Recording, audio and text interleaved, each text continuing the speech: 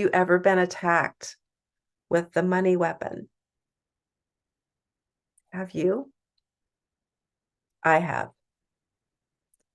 What I mean by that is sometimes in a relationship,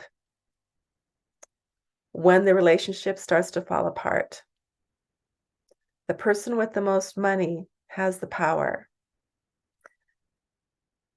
Because sometimes a man of a certain age doesn't see a woman as valuable other than what she can provide for him. Some men see value only in dollar signs or what they can do for them, which is a very narcissistic way of looking at a relationship, in my opinion. The value of a woman is more than what her bank account says. And I know that's common sense, but not to everyone. The value of a woman is more than how she presents herself, her hair, her makeup, her weight, her body. All of that is just part of being a human. It's the same way for men. But for centuries, a woman was seen as property. We know that to be the truth because a woman couldn't even have a bank account or a credit score until the mid-70s. How can a woman survive up until then without being married to a man who had those privileges? It is taking a while for our society to catch up to the truth, which is that men and women should coexist in this world as equal partners, yin and yang. No one gender should be more powerful than the other and rule the other. We are all human beings, seen equal in our higher power's eyes. We were both put on this earth to live together and love each other and support each other. You as a woman are worth more than your bank account says that you are. You as a woman are worth more than what people see as your beauty. You as a woman bring to the table in any relationship so much. Take a minute right now. Stop the video if you will, but write down 10 things that you are good at, just off the top of your head. Make it 20 if you have time. Stop your video. Write those down.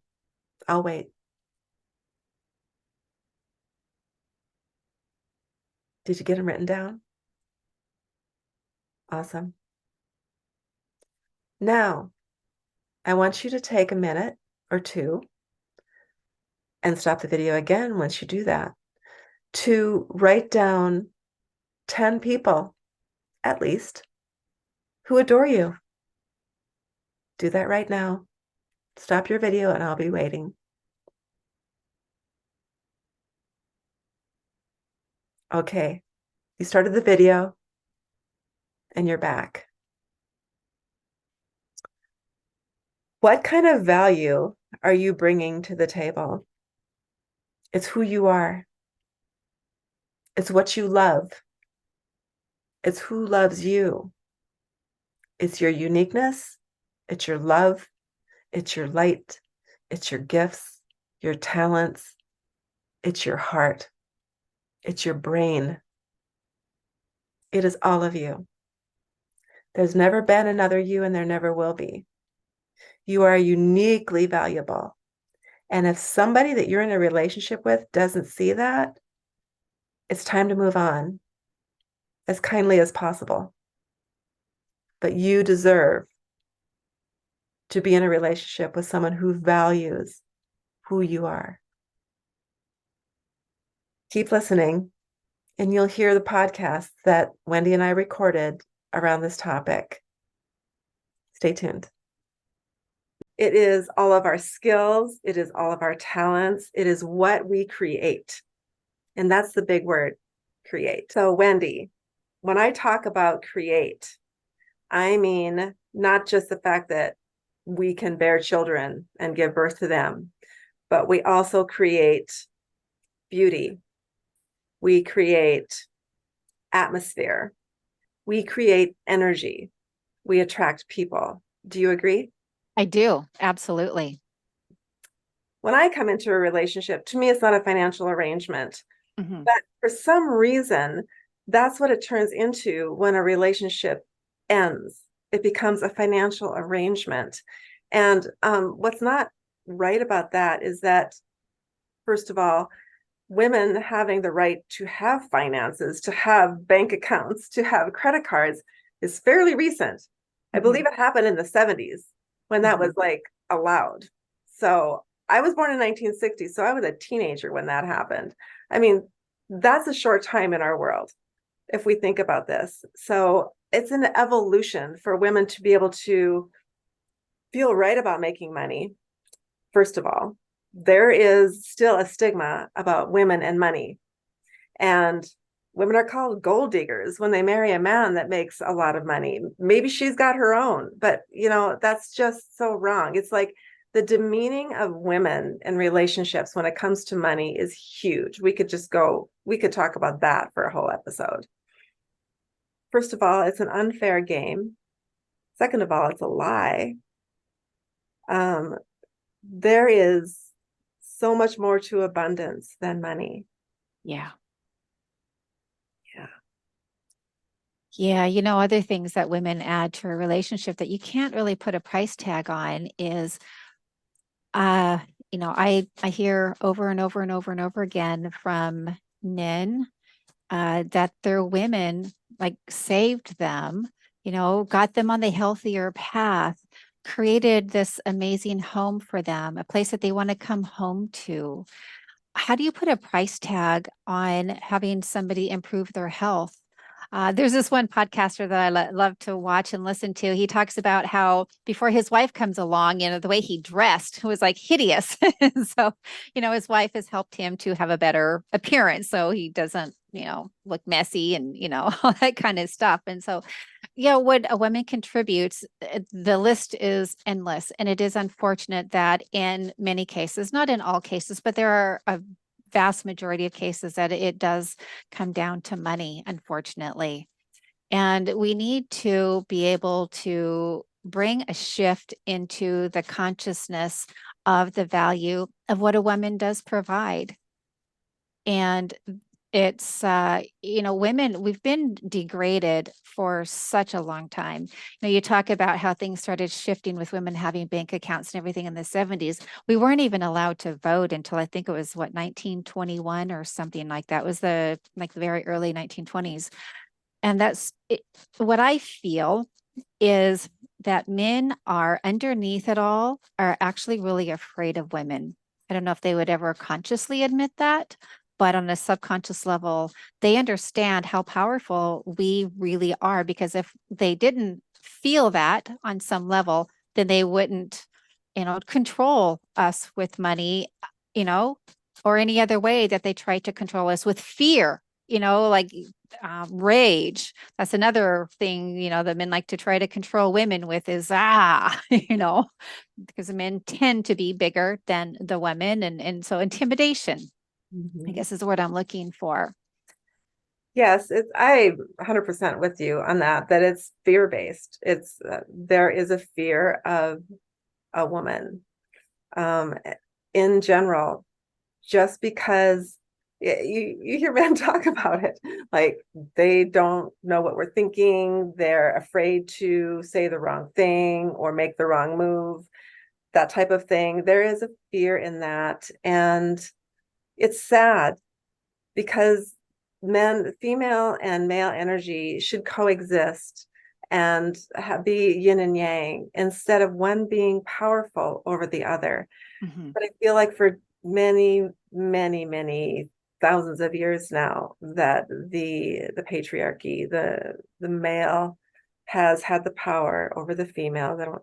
I mean, that's just a fact. Mhm. And that women were seen as a lower grade human being. And that is one of the biggest lies in that the world has ever known. It is. And we've actually been considered property. Yeah. I believe that some men still think that way, Yep. unfortunately. Yes. Yeah, that is an unhealthy relationship. It never ends well. Hmm. Yeah. So, what do we do about that?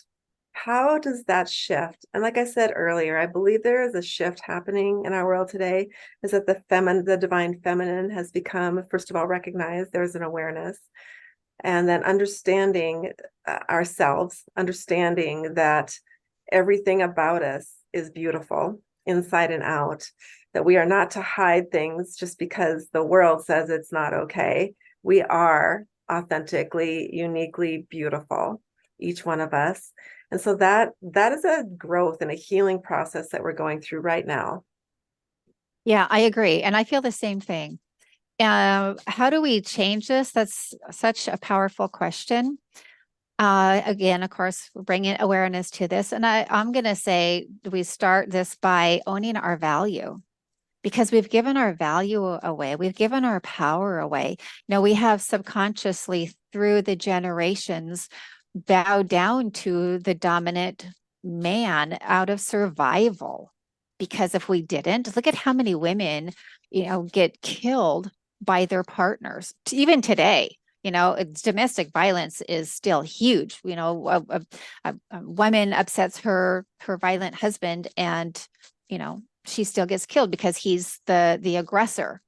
So we get to walk away from relationships that are disempowering. We get to like lock arms. That's what I see is like locking arms with each other, in a sisterhood and knowing that it's time for things to be different. It's time for, like you talked about, the divine feminine. It's time for that to come back into balance. I actually have a journal that is specifically around, bringing out the divine feminine. And so when you own your power, you're not going to allow somebody to devalue you. You're going to be able to stand up and speak your voice and say, hey, you know what? If you can't appreciate me for who I am, if you don't love what I'm contributing, even though I'm not making as much money as you, if you find that that is, that money is more important to you or whatever, see you later.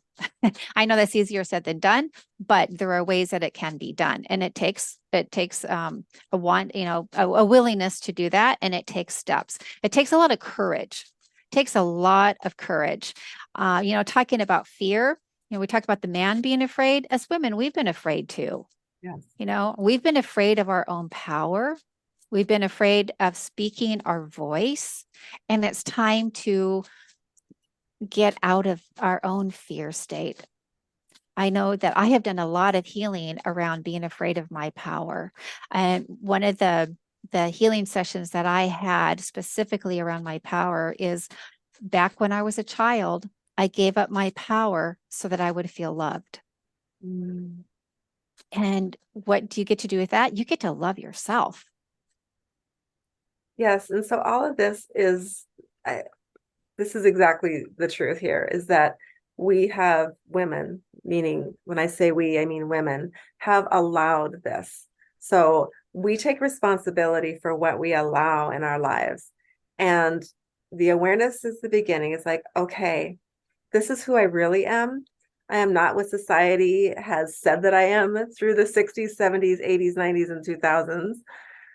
It is who I was born as. And once we recognize that human being, that beautiful soul that is the most important person in our own whole world, then we become whole. We become more loving because first we have to love ourselves in order to love anybody else. Yeah.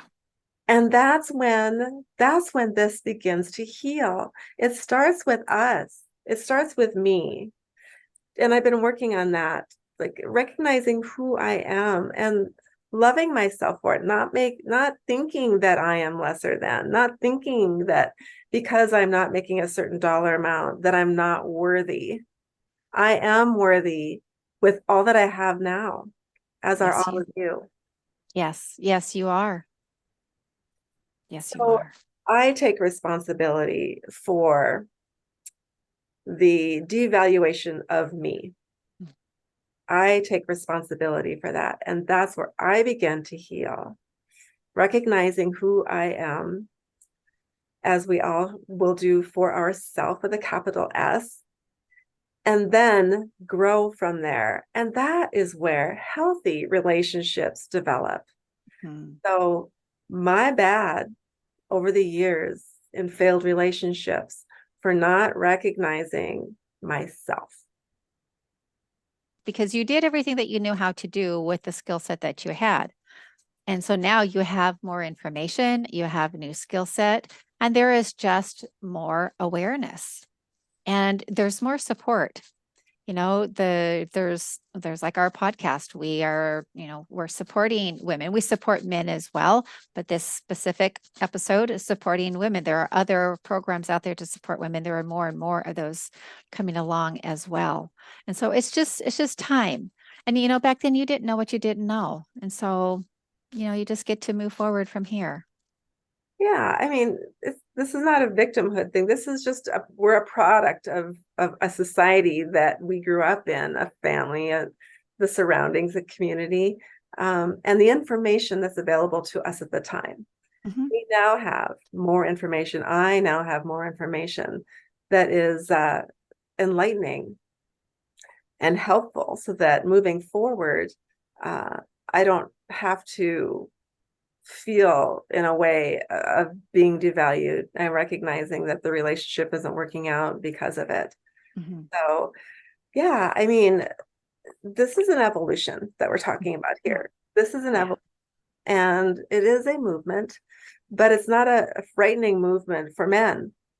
It is going to make relationships better, because I really do believe, Wendy, that this message is for men too. And awareness has to be for everybody in the world, not just women. Yeah, I agree. And yes, because when the woman heals, the man can heal too if he's open to it. And every time a woman heals, that radiates that energy, since we're all vibrational beings, that vibrates out towards the family. And what a beautiful, powerful thing that we have to offer. And you can't put a price tag on that. You just can't. So, So many things you can't put a price tag on. And so money doesn't doesn't relate to everything in the world, because mhm. so many things you cannot put a price tag on. And I know Yeah. like an overused statement, but in this case, it's about the value of who you are. Yeah, it's owning your value. And once you own your value and step into your power, yeah, you will never attract a relationship that devalues you ever again. You won't tolerate, you won't attract somebody like that, and you won't tolerate the bullshit either. I love that word bullshit's been coming up a lot lately. So No.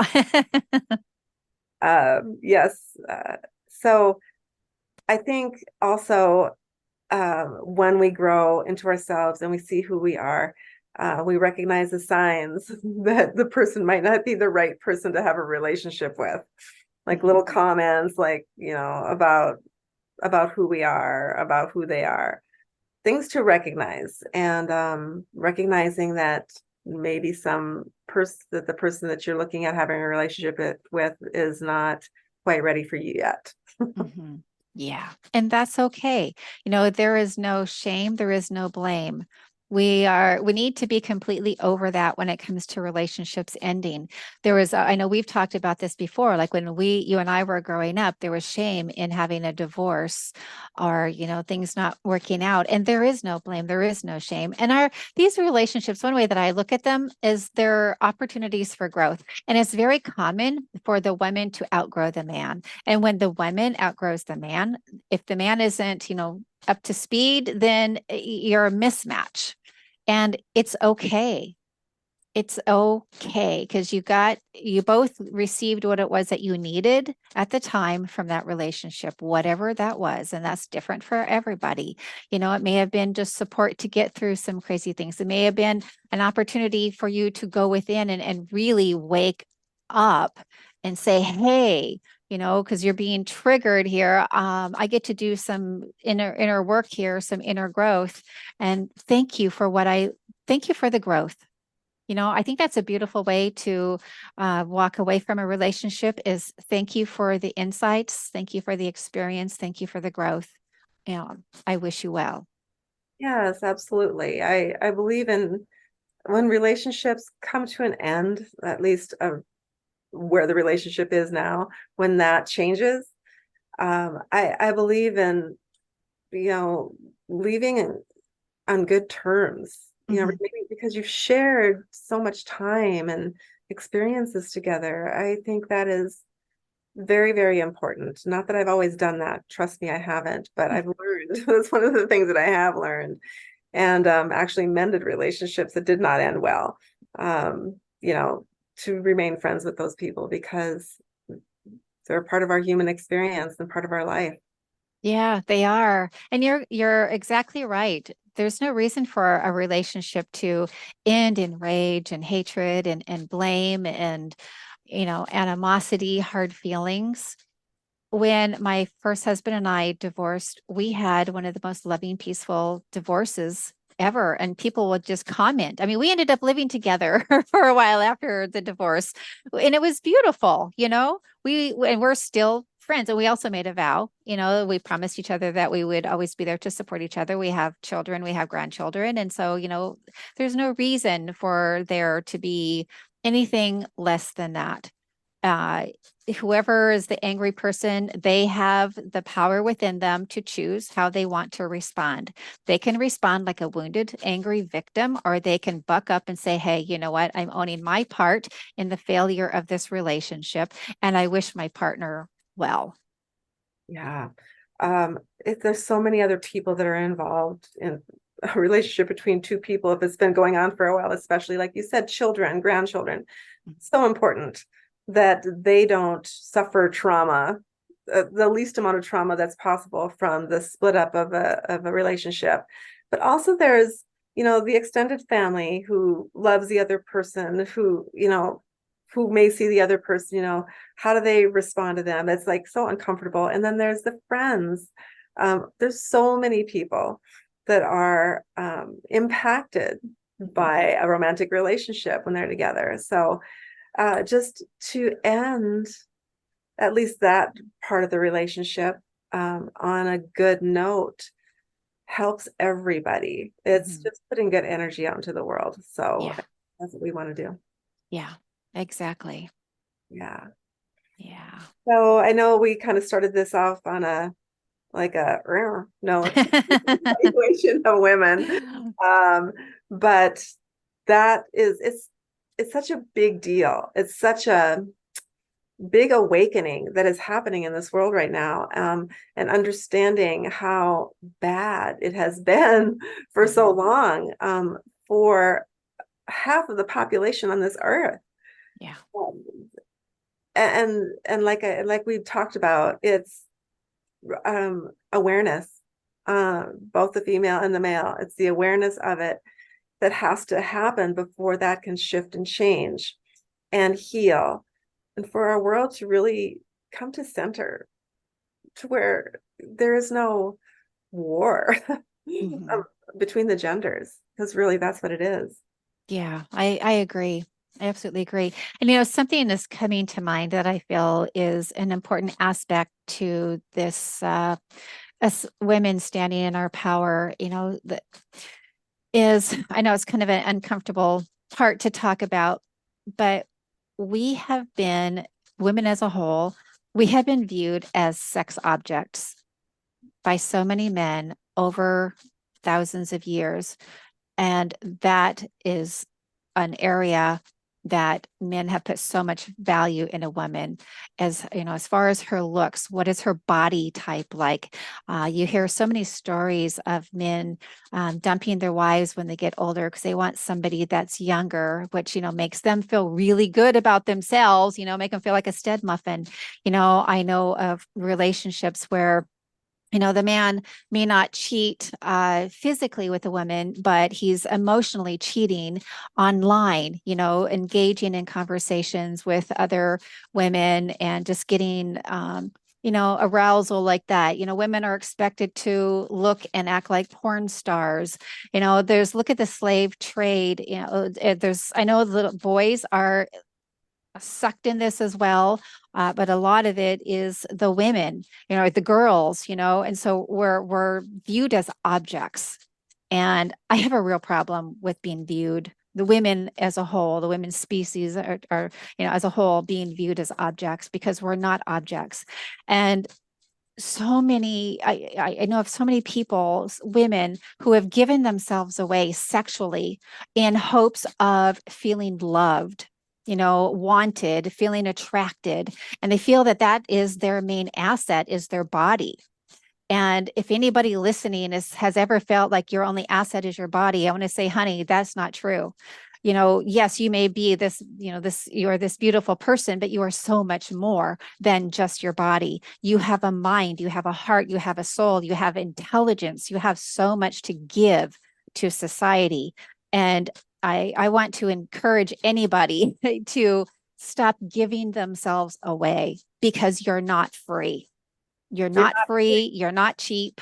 you're You not, know, yeah, you're priceless. yes, you are not an object. You're not something to be owned. Yes, yes. And a man needs to earn that relationship. Yes, yes. The value of a woman is so much more than her physical body, so much more. Going back to the beginning, Mhm.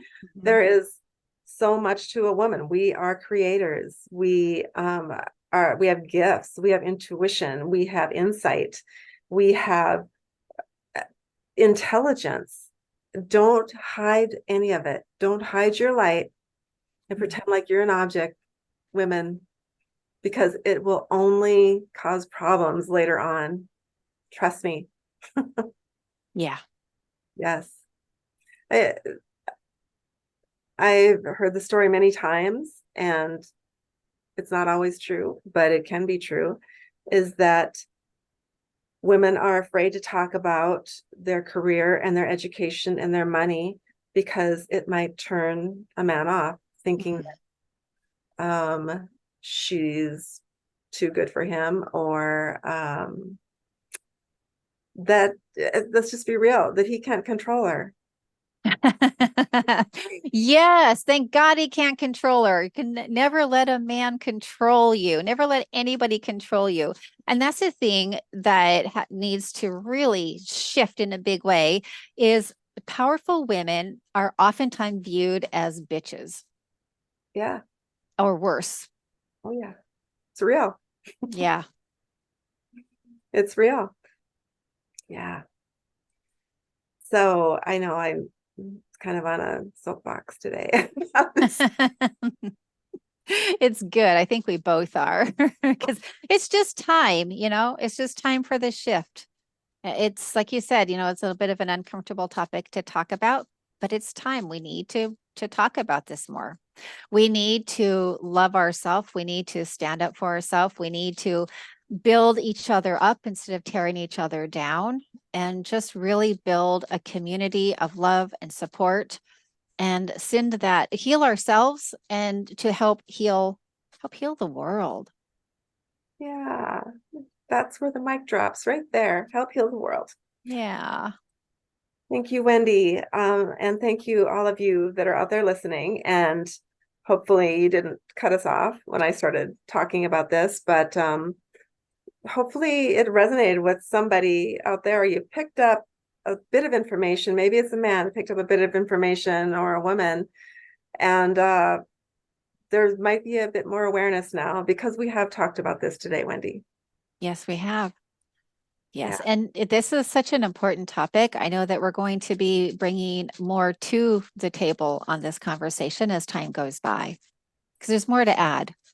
All right. There's a warning for all of you. We're going to talk. All right. Well, thank you all for joining us today on Light Weaving's podcast. This is where we ask that question: what has dimmed your light? And are you ready to do something about it? Obviously, we are. So thank you for joining us, and make sure that you share this video if you dare, and do like and subscribe. It really helps us get our words out, our messages out to those that may need it to make the world a better place, as Wendy said. Thanks, Wendy. All right. Thank you, Dawn. Thank you, everybody who's been listening. We love and appreciate all of you. Thank you. Bye-bye. Bye.